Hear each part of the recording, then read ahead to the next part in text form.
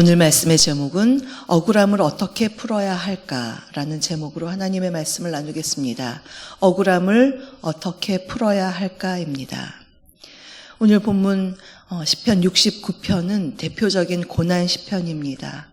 이 시편을 지금 오늘은 13절부터 28절까지 보지만 처음부터 끝까지 쭉 읽어보면 시편 기자가 당하는 고난을 느낄 수가 있는데요. 그 심정을 하나의 단어로 표현한다면 억울함입니다. 너무나 억울한 상황 속에 있습니다.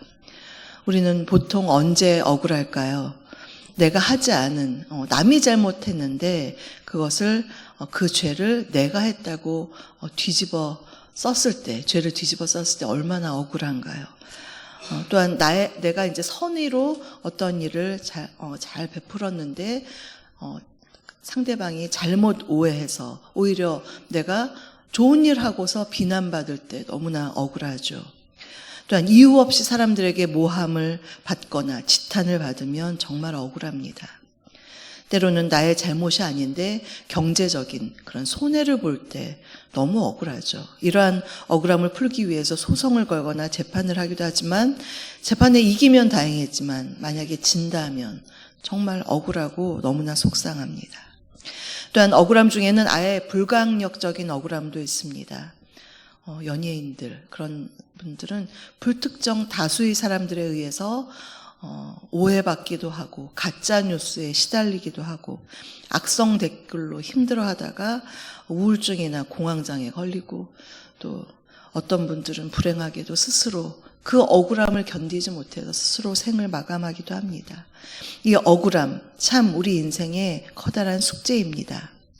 시편 69편은 다윗의 시입니다. 그가 그의 인생 가운데 많은 고난을 겪었고요. 또한 억울함도 겪었습니다. 그의 인생을 한번 좀 생각해 보면요.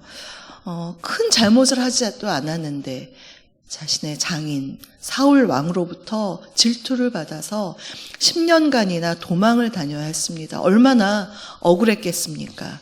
어떤 잘못을 했으면 모르겠는데 그것도 아니라 나라를 위해서 충성했는데 그것도 장인 어른이 나를 죽이려 한다. 그것도 10년간이나 도망 다녀야 하는 그 신세가 너무나 힘들고 어렵고 억울한 상황입니다. 또한 자신의 아들 압살롬이 있었죠. 다윗의 아들 압살롬이 아버지를 배반하고 왕위를 노려서 아버지를 치려고 할 때 그 아들을 피해서 도망 다녀야 하는 그러한 신세가 되었을 때 얼마나 힘들고 억울하고 안타까운 심정이었을까요? 그런데 다윗이 그렇게 억울할 때 무엇을 했는지가 우리가 오늘 보아야 하는 키포인트입니다. 보통의 사람들 너무 억울할 때 자신을 변호하고 방어하기도 하며 나를 비방하는 사람에게 맹비난을 쏟아붓기도 합니다. 또는 원수를 직접 갚으려고도 합니다. 그 억울함을 그렇게 해서 해소하려고 하죠. 그러나 그렇게 대항하지 못하는 경우도 있죠. 오롯이 이 모든 고난을 그 억울함을 받아야만 하는 수동적으로 받기만 해야 하는 그러한 경우도 있습니다. 견뎌야 하는 상황입니다. 그런데 만일 이 억울함을 내가 그냥 오롯이 다 받아서 마음에 쌓아두기만 할 때는 그것이 분노로 변하죠. 나에게 이 억울함을 준 상대에 대해서 분노로 변하고요. 그것이 계속 쌓일 때는 문제는 내 안에 마음의 병이 생깁니다. 보통 화병이라고 하죠. 그러한 병이 생깁니다. 그런데 다윗은 그 억울하고 힘든 마음을 가지고 하나님께 나아가 부르짖었습니다. 자신의 억울한 마음과 상대방에 대한 비난의 화살, 이것 모두를 기도로 승화시켰습니다. 이것이 우리가 억울하고 답답한 일을 당할 때 시편에서 배워야 할 신앙의 자세요, 기도의 자세입니다. 그런데 오늘 시편인 69편, 이 시편을 찬찬히 읽어보면 참 낯익은 구절들이 있습니다. 분명히 다윗의 시인데 어디서 본 것 같지? 이 시편에서만 본 것 같지 않은 느낌이 들 때가 있는데요. 그것은 신약에서 예수님의 생애를 표현하거나 또는 예수님이 사역하실 때 인용했던 구절들이 지금 이 69편에 나타나 있습니다.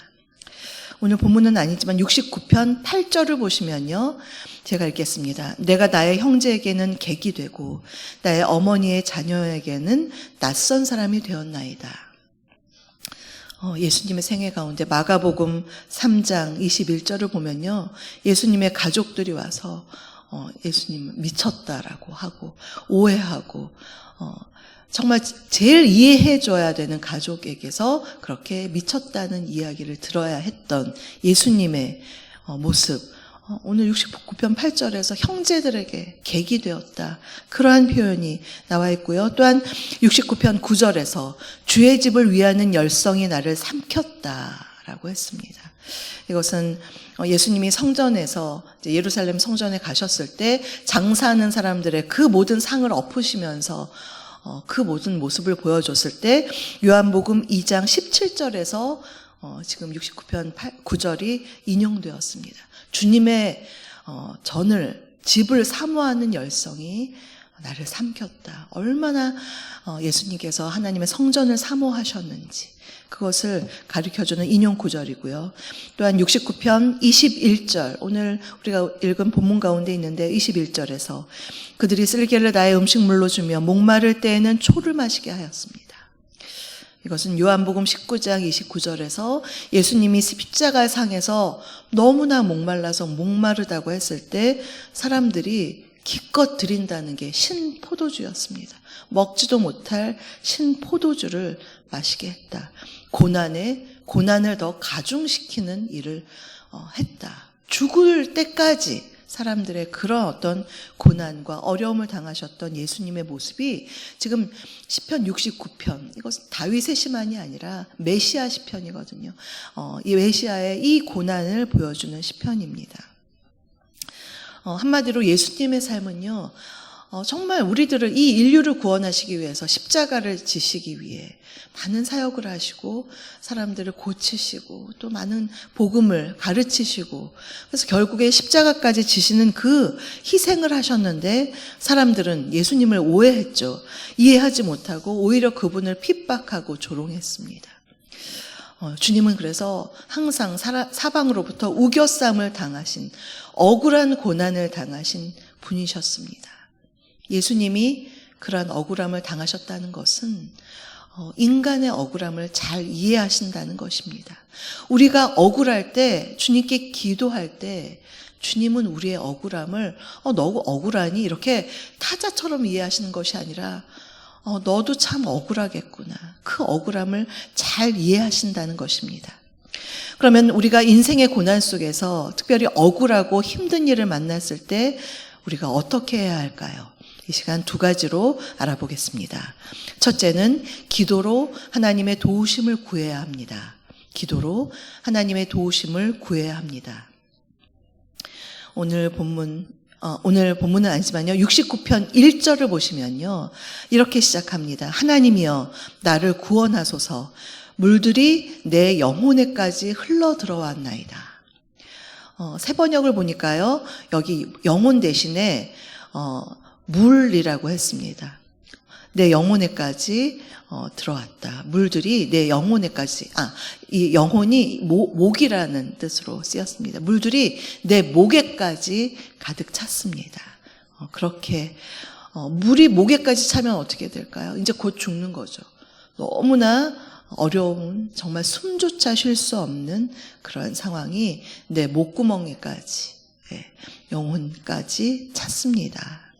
그러면서 69편 4절에서는요, 그 이유를 보여주는데, 까닭 없이 나를 미워하는 자가 나의 머리털보다 많다. 머리털 우리가 세지를 못하죠, 많아서. 그런데 까닭 없이, 이유 없이 나를 미워하는 자가 이 머리털보다 많을 정도로 정말로 저는 너무나 어려움을 당하고 있습니다. 너무나 억울합니다. 그렇게 말하고 있습니다. 그런데 시인은 그 상황 속에 억울함에 짓눌려 있지 않습니다. 이것이 중요합니다. 그 상황 속에서 하나님을 바라보면서 오늘 본문 13절에서 여호와여 나를 반기시는 때에 내가 주께 기도하오니, 이렇게 주님께 기도한다고 말하고 있습니다. 오늘 한글 번역에서는 나와 있지 않지만 원어에서는 이 문장의 시작을 그러나 나는으로 시작합니다. 1절부터 12절까지 다윗의 그 모든 억울한 상황, 힘든 상황, 목구멍에까지 차오른 그 여러 가지 환난에 대해서 얘기하다가 13절부터 그러나 나는 하나님께 기도하겠습니다. 이 억울함에 제가 짓눌려 있지 않겠습니다 하는 그러한 강렬한 마음의 결단입니다. 이것이 기도가 시인이 취할 수 있는 가장 최선의 방법이었습니다. 기도는 가장 지혜롭고도 그가 살 수 있는 최선의 길이었습니다. 나의 기도를 기쁘게 들으시는 주님께 기도하겠다. 이것은 하나님에 대한 강한 신뢰입니다. 그러면서 주님께 나를 구해 주시라고 기도하며 탄원하고 있습니다. 14절을 보시면요. 나를 수렁에서 깊은 물에서 건져 주시라고 하나님께 간구합니다. 또 17절에서는 내가 환난 중에 있습니다. 속히 내게 응답하소서. 오늘 요절로 본문 요절인데요. 내가 환난 중에 있습니다. 나의 모든 환난을 주님께서 속히 응답하여 주시옵소서 기도하고 있습니다. 사랑하는 성도 여러분, 혹시 지금 어려운 이런 혹시 억울함 가운데 있으신가요? 내 처지가 서글프고 억울하고 힘든 일로 숨조차 쉬어지지 않을 때가 바로 지금입니까? 이때 우리가 기도해야 할 것은 그러나 나는 기도하겠습니다. 그 모든 억울함에 짓눌려 있지 않고 목구멍까지 차올랐다고 제가 절망하지 않고 그러나 나는 기도하겠습니다. 그러한 결단이 우리에게 필요합니다.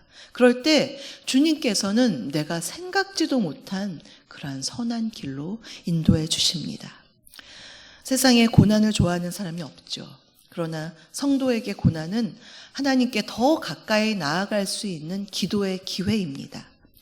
시편 119편 71절에서 고난당하는 것이 내게 유익이라 이로 말미암아 내가 주의 율례들을 배우게 되었나이다. 여기서 율례는 성경 말씀이지만 꼭 성경 말씀만은 아니죠.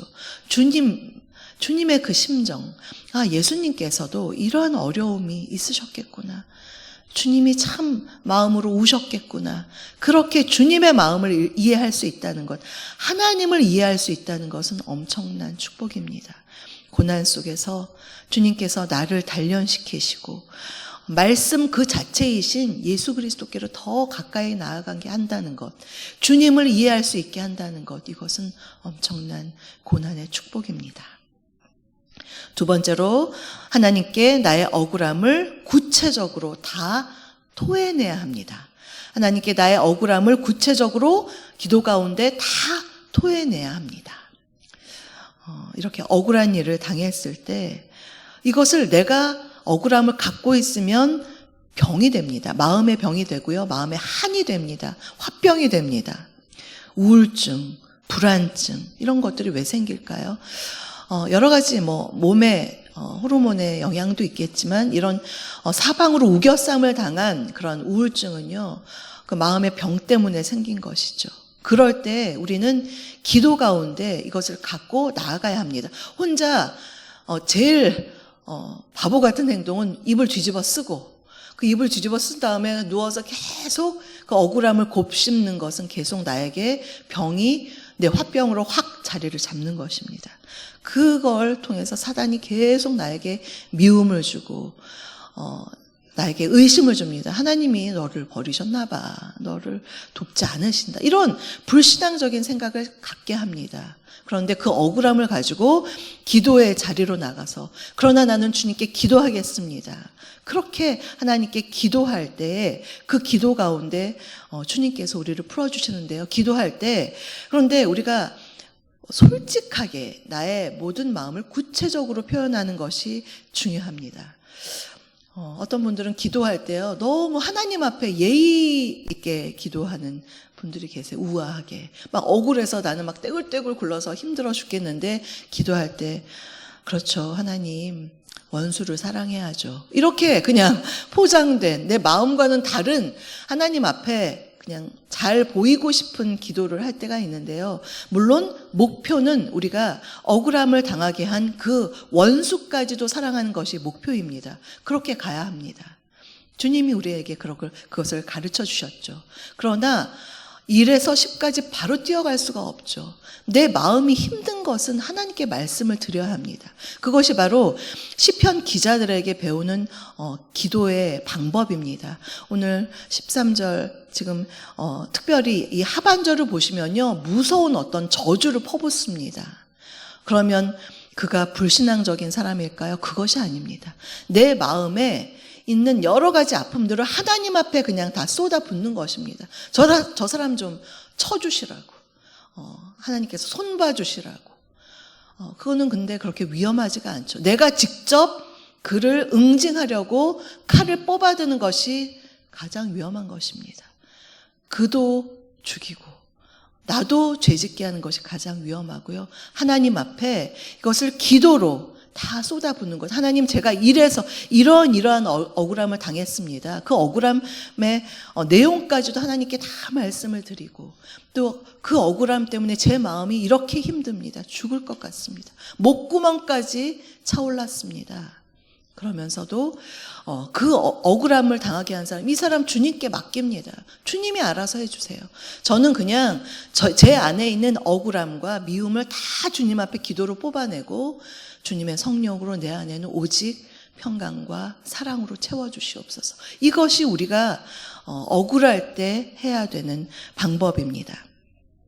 이 시편 69편을 쓴 다윗도 16절 이하에서는 그 속상함을 막 다 퍼부었죠. 24절을 보시면요, 주의 분노를 그들의 위에 부으시며 주의 맹렬하신 노가 그들에 미치게 하소서. 이런 기도를 우리가 막 하면요, 여러분을 힘들게 한 사람, 손해를 보게 한 사람, 그 사람에 대해서 한번 이렇게 기도를 해보시면요, 그거는 가능하죠. 왜냐하면 우리가 하나님 앞에서 어린아이와 같은 자녀이면요, 어린아이가 다른 아이한테 맞고 왔어요. 그러면 집에 와서 엄마, 제가 다 때렸어요, 이렇게 이르잖아요. 그런 것처럼 우리가 하나님 앞에 막 저 사람 좀 때려주세요, 그렇게 얘기한다고 해서, 우리가 기도한다고 해서 하나님이 그대로 다 하지 않으십니다. 하나님은 공의의 하나님이시죠. 하나님께서 다 판단하십니다.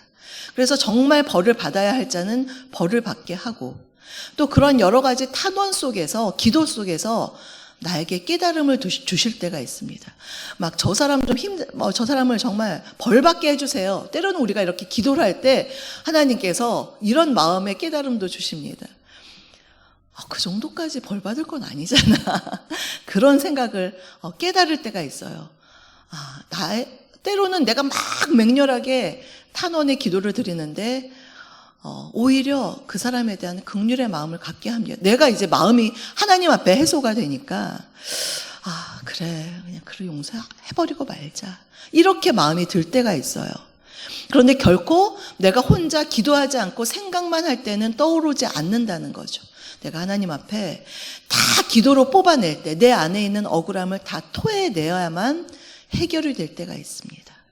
그래서 그것을 우리가 하나님 앞에 나의 모든 억울함을 아시는 주님, 예수님께서 친히 억울함을 당하셨기 때문에 나의 모든 억울함을 친히 아시는 주님께 다 기도할 때 주님께서 우리의 마음을 토닥토닥 해주십니다.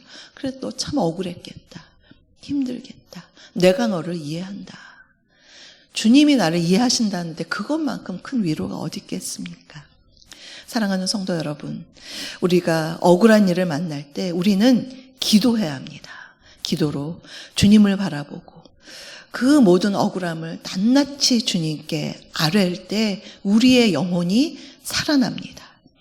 날마다 우리의 짐을 져주시는 그 주님 바라보면서, 그 주님의 위로하심과 나의 기도를 들으시는 그 주님을 바라보면서 오늘도 기도 가운데 나의 모든 마음을 의논하고, 억울함뿐만 아니라 우리의 기도의 제목 주님께 고해드림으로써 내 마음의 근심 걱정 주님께 다 맡겨드리고 나는 온전히 자유함과 기쁨 가운데 살아가시는 저와 여러분, 우리 모두가 되시기를 주님의 이름으로 축복합니다. 오늘의 말씀을 생각하시면서 찬송가 543장을 부르시겠습니다.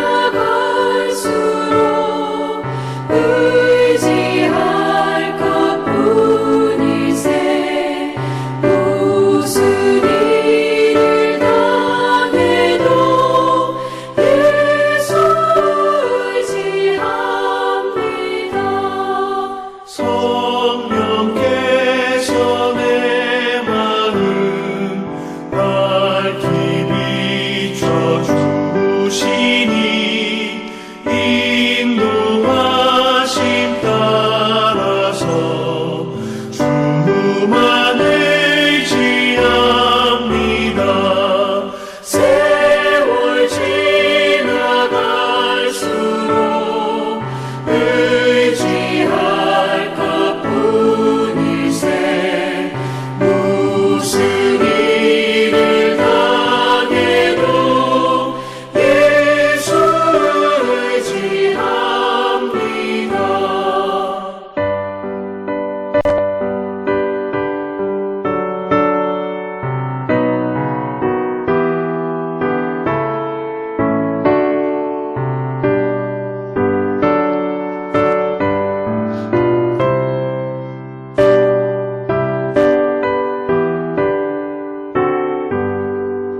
밝을 때의 노래와 어두울 때의 기도로 위태할 때 도움을 주께 간구합니다.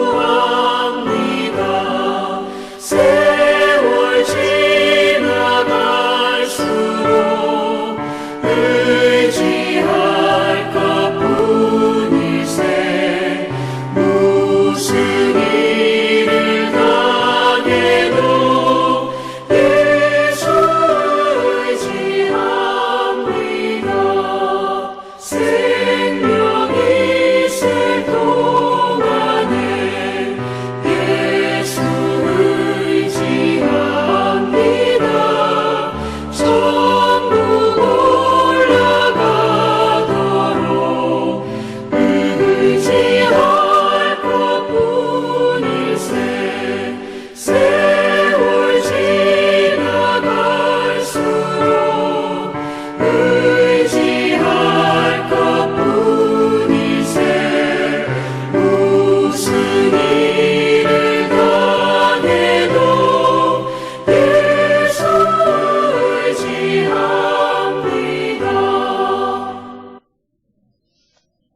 지금은 우리 주 예수 그리스도의 은혜와 아버지 하나님의 다함없는 사랑하심과 성령님의 내주교통 충만케 하심이 억울한 일을 당했을 때 기도 속에서 주님을 더 깊이 만나고 기도 속에서 마음의 평안과 회복 얻기를 간절히 소망하는 사랑하는 우리 성도님들 머리 위에와 그 가정과 일터 위에 우리 주사랑교회 위에 지금부터 영원토록 함께하옵시기를 간절히 축원하옵나이다. 아멘.